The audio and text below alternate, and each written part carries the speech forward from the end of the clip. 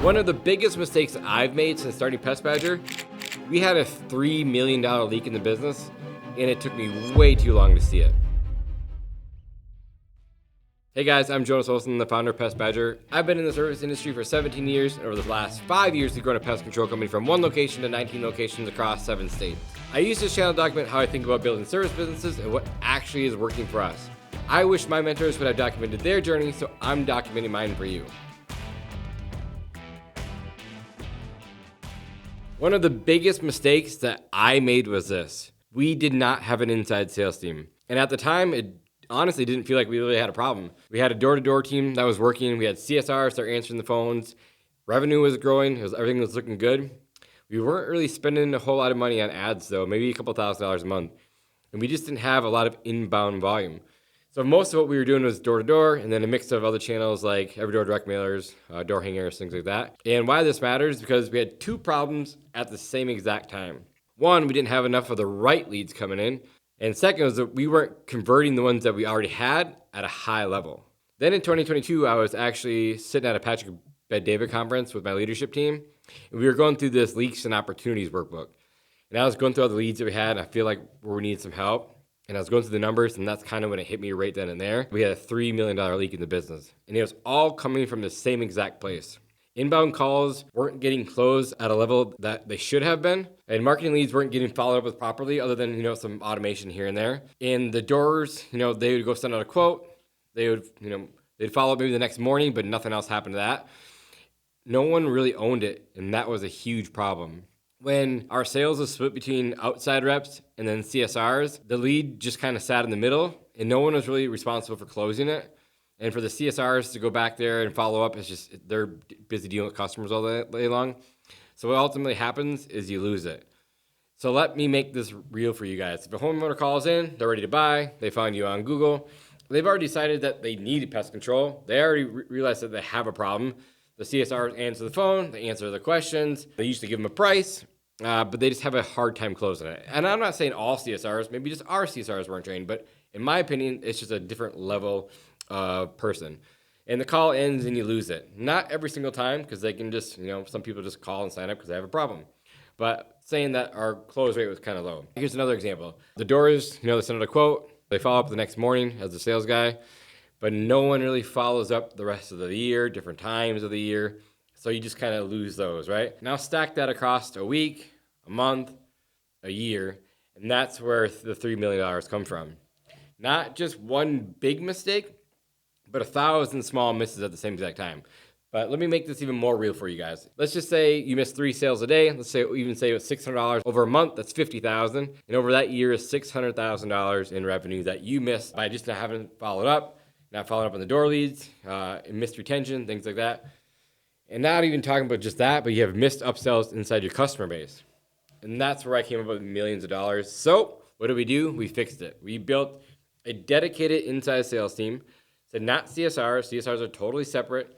But these guys are just focused on sales. Their number one job is obviously to sell and add revenue. They're closing inbound calls. They're working every single lead, exhausting every single lead until there is a decision. Whether that's yes or no, they're going to follow up until there's a decision at some point. And if there's no decision, that lead's going to sit there. They're going to keep following up with them until there is a decision. This is where things kind of got interesting. It didn't just fix the leak. It changed the type of business that we are running. The customers are coming through inside sales are just different. They're searching for you. They're looking on Google, LSA, coming through your website. They already found out they have a problem. They're not being sold in the door. They're looking for a solution. So the conversion is just different. Because of that, the customers are different. It's just a different customer base. They stay longer. They understand the service a little bit better. They're not promised the world that they're not going to see any bugs. And the retention is stronger. Now compare that to door-to-door, which is still a great way. Obviously, door-to-door really works. We built a very successful business on it. But it's interruption-driven, right? You're catching someone in the middle of their day. You're catching someone outside doing their thing. The sale is just different. And a lot of this starts to show up later on in the business. Hold up, quick pause. If you're on a pest control company or fertilization weed control company, you're not in our Facebook group, you're choosing the harder path. Every operator that's in there is skipping years of mistakes because people are actually sharing what's working right now.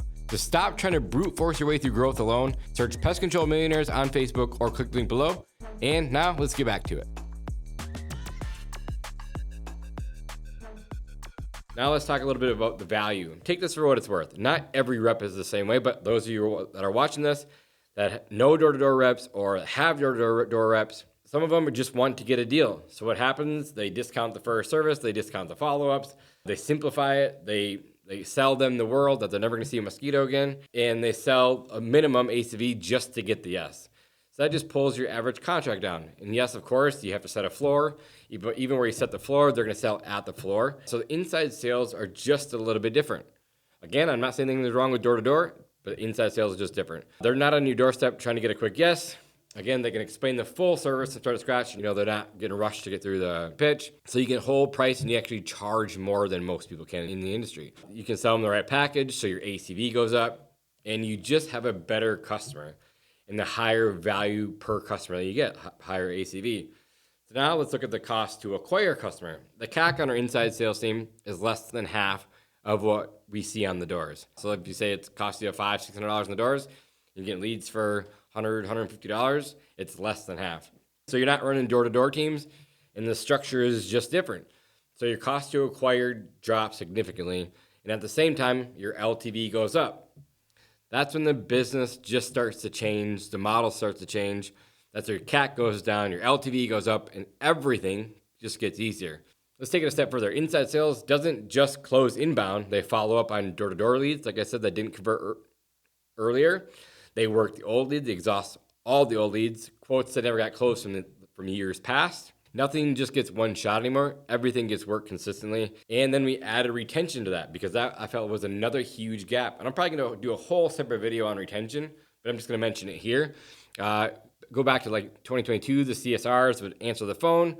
Someone calls to cancel, they process it, and that's it, right? They're not incentivized to hold that customer.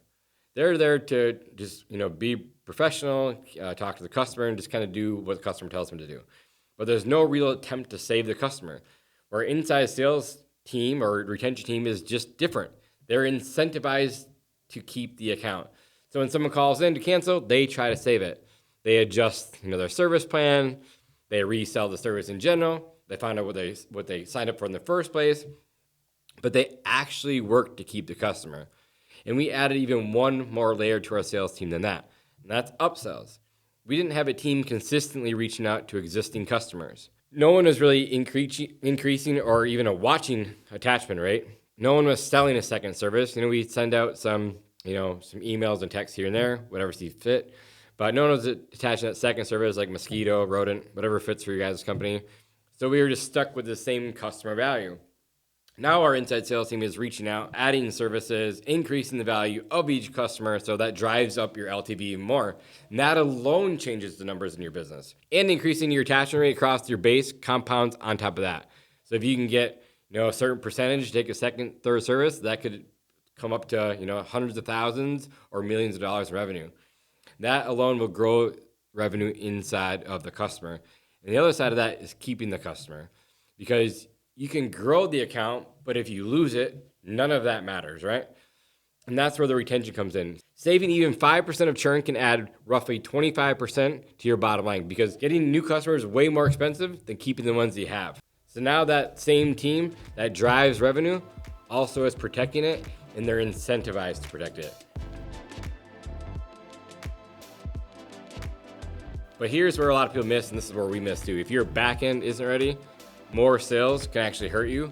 If scheduling isn't tight, service slows down, small problems don't get handled fast enough. So while you're building the inside sales team, we had to tighten up everything else to make sure that everything else was working. Your routing, scheduling, communication with the team, everything just has to get better, because sales without operations just doesn't scale. It creates problems even way faster. So here's a few questions that you can ask yourself if this is happening inside your business. You don't know what your close rate is on your inbound calls from every source, whether that's Facebook, Google search, LSA, all the different ones. You need to know a close rate for every single one. Do you know how fast your leads are getting followed up with? Do you not have a follow-up system in place? Nobody owns the leads. Nobody owns retention. Nobody owns upsells. If that's you, You're losing money every single day the same way we were. But here's the point I want to drive home. We didn't just need more leads. We needed to be better with the leads that we already had and better with the customer we already had. And that shift was worth millions of dollars. Hope you found this video helpful. If you have any questions, comments, put them in the comment section below, and I'll reach out to each and every single one of you. As always, thanks for watching. See you in the next one.